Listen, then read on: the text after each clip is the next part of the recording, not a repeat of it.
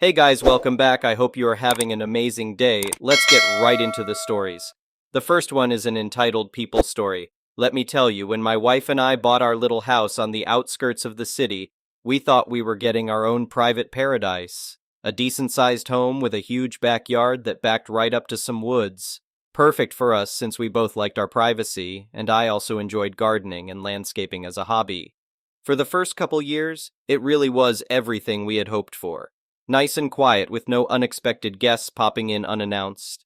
That all changed when the giant McMansion went up right next door. I'm talking easily, over 10,000 square feet for what ended up being a family of three. Seemed excessive, but hey, it wasn't my money being spent. At first, we were excited to welcome our new neighbors. That feeling disappeared real quick once we actually met who was moving in. Turns out the house was purchased by some hotshot businessman who was apparently rolling in money. Again, not really my business where their money came from.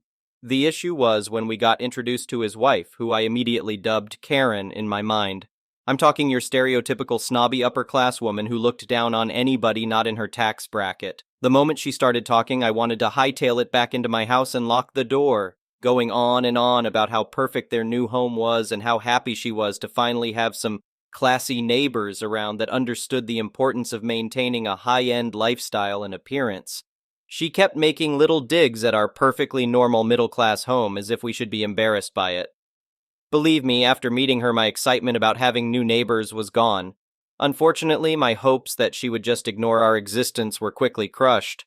Despite her massive home and even bigger backyard, she seemed obsessed with using mine whenever she felt like it. And by using it, I mean she would send her gardener over to do work without even asking me. I'd come home and find new flower beds or trees planted that I never approved. Her response when I complained was that she was just trying to help make my backyard not be an eyesore. The tipping point came when I spotted a huge event tent being set up covering a large portion of my backyard. I immediately rushed over, telling the crew they had the wrong yard and needed to move everything back next door. They looked confused and said the homeowner had told them exactly where to set up. That's when Karen herself came strutting over, screaming at me to stop harassing her workers. Me. Excuse me, but this is my property they are setting up an entire event on. I never gave you permission to use my backyard, Karen. Ugh, don't be so petty. I'm trying to throw a sweet 16 birthday party for my angel and your yard has better lighting. Mine is just too small for what I have planned. Me. That's not my problem. You can't just take over my property whenever you feel like it for your parties. Karen. Oh, please, it's just for one day. I doubt you even use this space anyway, judging by the state it's in. I swear, some people just don't understand generosity when they see it. No matter how much I argued with her, she refused to budge, insisting it was too late to cancel the party now. I finally said I was calling the police to settle this and stormed off. I figured a trespassing call would get her attention, plus there was no way she had permits for a party this large. Karen seemed unbothered by my threat. The next day, it was like a small music festival sprang up in my backyard. A stage, lights, catering tents, a dance floor, the works. Karen was too busy micromanaging her staff to even look at me as I stood there in shock watching strangers pour into my yard. I asked some of the younger folks walking by if this was really the location for the birthday party, and they confirmed it was. Apparently, Karen's daughter had sent out digital invites that specifically said to use the gate of my home to access the party. I counted at least 50 people back there, and more were arriving by the minute. By then, I had enough and straight up called cop to get some police dispatched immediately. Karen finally noticed me again and came stomping over, screaming that I was ruining her princess's special day. I stood firm, saying she was the one illegally using my private property without permission. Soon 2 officers arrived to deal with the madness. They tried speaking calmly with Karen, who just kept making demands to have me arrested. Once they verified with proper documentation that this was in fact my property, they turned to Karen and explained she had no right to utilize my backyard without permission. Karen's defense was that technically there was no fence between our 2 properties, so she assumed the land was shared. The cops still confirmed that the property line made it clear the backyard was mine. After arguing in circles, Karen finally caved once she realized the police weren't budging and that all her guests were being sent home. With the most exaggerated eye roll ever, she agreed to have her staff move the party back to her own yard. But not before making sure to blame me entirely for destroying her daughter's birthday. Honestly, I was just relieved to have my yard back to normal. Well, Karen clearly wasn't one to let things go. The next week, I started receiving citations from the city about my backyard needing improvements to come into code compliance. Stuff like my shed needing to be repainted, the fence needing repairs, even complaining about visible garden tools being unsightly. I just knew Karen was behind the false reports. Luckily, I had documentation from the city verifying my property was completely to code. Her plan backfired, and the city actually sent an inspector to her house after I explained the harassment I had been receiving. Last I heard, she got slapped with several violations herself for some unpermitted work she had done. Guess karma came back to bite her in the end. After that fiasco, she stayed far away from me, probably terrified I'd have her mansion inspected as well. She even put up a big wooden privacy fence between our homes, which was perfectly fine by me. The peace and quiet of my backyard had finally returned. But let me tell you, that birthday bash was probably the most excitement this place had ever seen and will likely ever see again. The next one is a pro-revenge story. So, I moved into a 4-bedroom uni house. I knew 2 of my housemates. Let's call them Abby and Ben. Due to unfortunate circumstances, our previously planned housemate didn't live with us, so we found a new one, Chloe. Chloe is a horrible housemate. This becomes apparent when she never paid any bills or rent on time, smokes like a chimney inside, against our agreement, leaves home for a few days, leaving a big pile of washing up for us to do, including our pots and pans, and screams while gaming on her laptop all the way until 5 a.m. Walls are thin. Just to name a few things. Basically, she sucks. So it gets to about 4 months in, and we cannot stand Chloe. So we have a house meeting.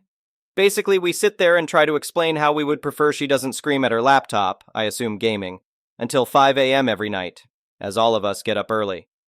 Everything we bring up, Chloe denies. We have each lent Chloe a month's rent and bills too, and Chloe hasn't paid any of us back. Over $1,000 between us. Chloe denied it, saying, "I don't owe you." At this point, Abby, Ben, and I are all pretty pissed. Then a few weeks later, it was a Saturday night, and being students, Abby, Ben, and I invited friends over for pre-drinks. We asked Chloe first. They said they would be out, so that's fine. Turns out they finished work early, so they came home and were shocked to find people there. They went up to their room.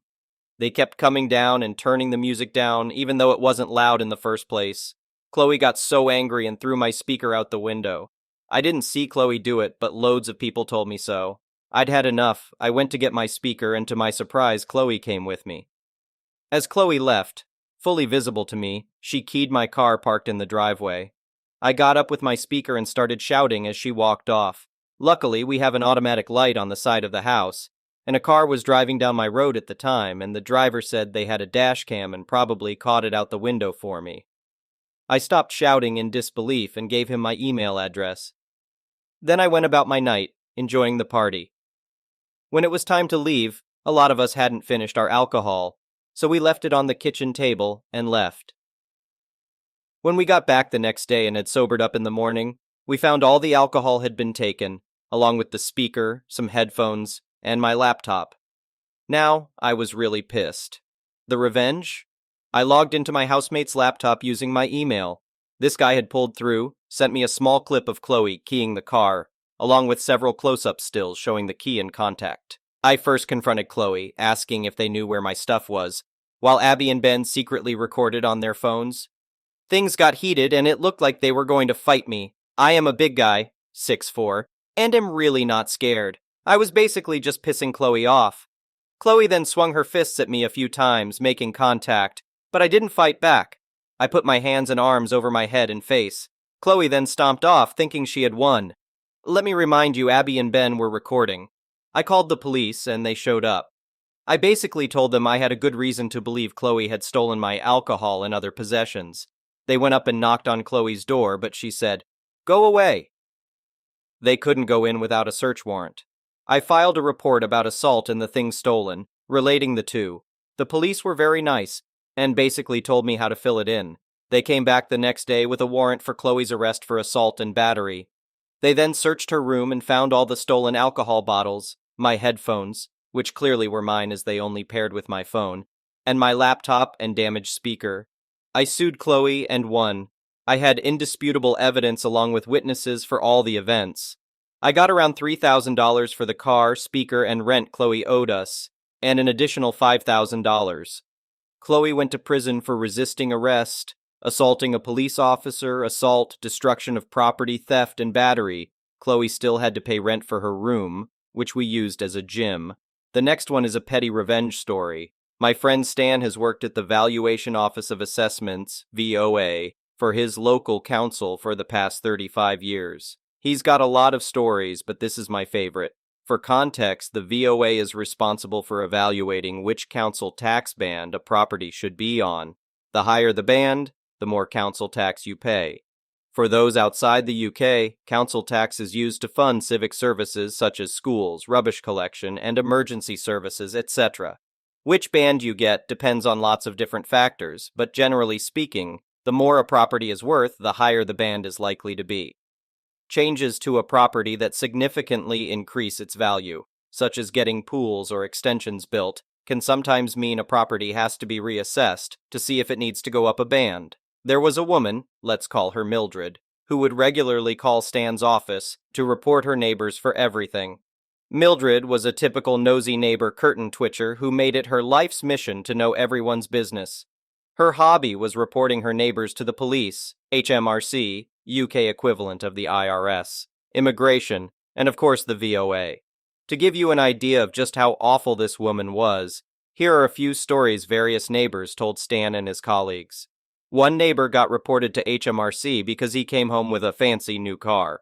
Therefore, he must be evading tax. It was a 5-year-old Mondeo he just bought secondhand. Another neighbor was reported because Mildred didn't think their child looked sick enough to be off school, so she reported them for truancy. The child had recently had an emergency appendectomy, and they were at home recovering, as per their doctor's orders. Everyone in Stan's department hated this woman.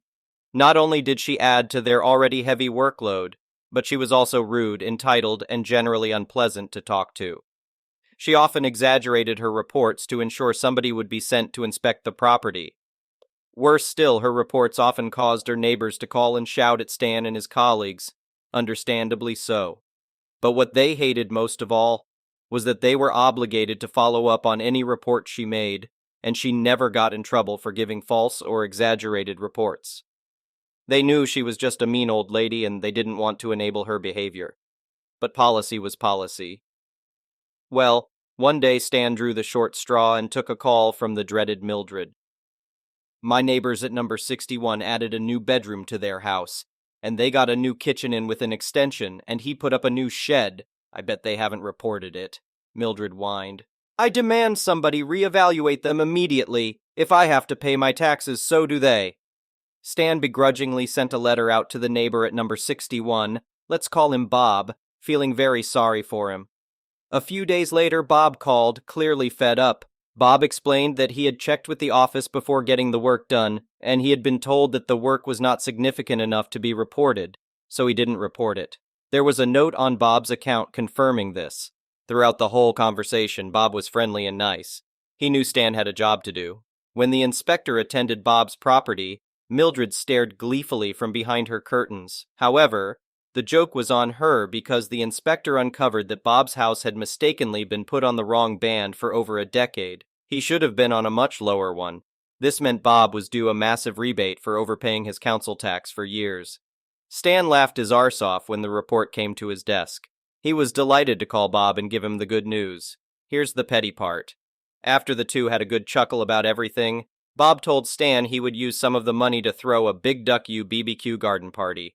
He would invite all his neighbors, except for Mildred. Bob mentioned he might get some banners made for the party that said, "Duck you, Mildred." But Stan warned him that could get him in legal trouble, so instead, Bob decided the banners would say, "Thanks for the money, Mildred," instead. So Bob threw his big flashy garden party, complete with banners he got printed, while Mildred seethed from behind her curtains, knowing she was responsible for Bob's sudden windfall. Mildred continued to report her neighbors for every little thing, so I guess she didn't learn her lesson. The next one is a malicious compliance story. So I had a job at the same fast food restaurant off and on for a total of 5 years, and in these years I have witnessed so many entitled parents / kids and malicious compliance stories that I can write a book about it. I will start with this one. Also, sorry for some bad grammar. Some backstory. I started my job the same moment the restaurant was set up, so in these years I got to know a lot about the company itself and knew most of the locations. I also knew that our restaurant was the northernmost restaurant in the country, and the province next to us, let's call it Province L, had no restaurant within the franchise. Not every employee knew this, but I did. I also knew that when we had new products that needed to get tested by the community, this would be at restaurants in the capital of the country, capital restaurants, and my province and Province L were nowhere near these restaurants. Because of my experience and bond I had with employees and customers, the managers knew that I did not need help with crazy customers, only when I called them. On to the story. There was a new vegetarian option tested only in the capital restaurants. Not every customer knew this, so when they asked for the product, I explained that we were not part of the test group. I always got a good response to this, until this happened. On a not-so-busy night, a young Karen walked in and bolted for my cash register. The conversation went something like this. Me with a polite tone. Welcome to Name Restaurant, how can I help? Karen. I want your vegetarian option now. Me. Sorry, miss, only the capital restaurants belong to the test group. Sadly, we don't serve this option yet. Karen screaming, you are lying. I had it yesterday at Province L, and they told me it was served everywhere, so I want it. And since the customer is always right, you need to serve me what I ask. And that's where I placed my trap card. We cashiers get yelled at a lot, but since I knew that she was lying or mistaking us for another restaurant and yelling, I decided to play along. Me, oh, I'm so sorry, I was confused with another product. I haven't had the sandwich yet. Is it any good? Karen, I really liked it, and I'm happy that you finally have a vegan option for the sandwiches. We already had that. Me, I see, there is only one problem. You see, I know for a fact that Province L doesn't serve any of these sandwiches. Even better, none of our restaurants are in Province L. Karen's face became red, but not from shame. Oh no, from anger. Karen screaming, don't have that tone with me, I want to speak to your manager. So I called my manager. Trap card activated. You see, I knew that my manager was in the kitchen out of a few from customers, and I knew that when Karen started screaming for the first time, my manager would listen in. Manager with a large grin. What seems to be the problem? Karen, your employee has an attitude. I want a discount. Me. Karen wanted to order the vegan option that she ordered at our restaurant at Province L. Manager grabbed his phone and showed Karen the list with all the restaurants and all the provinces. And what a surprise, Province L was not on there. Manager. You see, it might be the case that you mistook us for another franchise. In that case, I would not do anything. But since you started to yell at my employee, I would ask you to get the hell out of my restaurant, or do you want me to call security? Karen's face was priceless. With both anger and convulsion, she stormed off. But not before I told her to have a nice day. The next one is an entitled People Story. This happened a few months ago. I was coming out of Target mid-morning on a weekday. I noticed two adult women standing by the passenger side of their vehicle, a large SUV. The SUV was parked in the very first spot in the row, but the row was off to the side of the entrance. There were 2 spaces between their vehicle and mine. The cart return was 2 spaces over to the right of my vehicle, on the other side of my vehicle from the SUV. One of the women, the younger one, was putting a toddler in a car seat. The older one was standing there talking to the younger one. As I'm walking up to my vehicle, I notice the older one push their cart to the middle of the parking spot next to her and leave it. Now, I have to admit, not putting your cart away is a pet peeve of mine. It's one of those small, low-stakes things that I think shows someone's character. Even still, I didn't say anything for a minute because I thought she might still put it away. But she didn't, and it quickly became clear they were about to leave as they were getting in the car and putting on their seatbelts. So, my part that I played is I did say something to her. I rolled my window down, got her attention, and said, "Hi, you forgot to put your cart away." I said it in a friendly voice because I was trying to give her an out so she could be like, "Oh, I forgot," if she wanted. But that's not what she said. She said, "If it's so important to you, why don't you do it yourself?" I said, "Okay, well if you're not going to, then I will," and turned my car off and started getting out to do it. I get out and get the cart. They call me a Karen. I said, "Sure, you leave your stuff out for other people to deal with because you can't be bothered. But I'm the Karen. As I say this, I'm pushing the cart out from between our cars to take it to the cart corral thing on the other side of my vehicle. As I come out from between the vehicles, the employee collecting the carts comes by and takes it from me on his way to the corral. I turn and walk back. At this point, all of a sudden, the older one screams, "My husband got carjacked a month ago, you freaking edited." Honestly, it was kind of crazy how she went from just talking smack to full-on red face screaming like that in just an instant. I told her that had nothing to do with returning her cart. Then they both yelled that I don't have anything better to do than hang out in parking lots. This made me laugh because, weren't we all in the parking lot? As I'm laughing, I said, "Give me a break, I'm here shopping just like you were." At this point, I start walking back to get in my vehicle. Their last shot was, "Why don't you go find a kitten to save since you're so great?"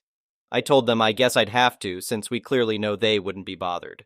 Then I called out, "Sorry you got caught being a edited person." They flipped me off and drove away. Thank you for watching. I would really appreciate it if you could like the video and subscribe to our channel if you haven't already. We'll see you again tomorrow.